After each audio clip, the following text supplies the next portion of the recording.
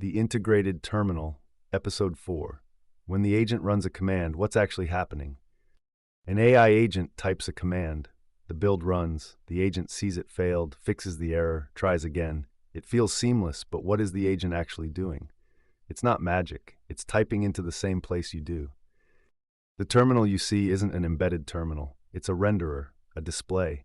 Behind it sits a pseudo-terminal, a PTY. The PTY is the real choke point. Everything you type, everything you see, it all flows through this one bridge. Now watch where the AI agent sits. Not somewhere special. Right here, feeding into the same PTY.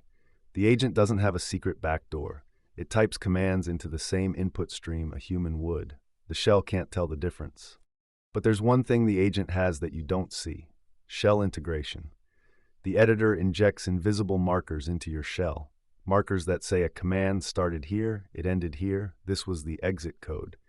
The agent reads those. That's how it knows the build finished. That's how it knows it failed. Without these markers, the agent would just be staring at a stream of text. So remember, the terminal renders, the PTY bridges, the shell runs. The agent types into the same stream you do. It just has invisible markers telling it when each command finishes. That single mechanism is what lets an agent run your build, see it fail, and try again. The agent types where you type. Markers tell it when to listen.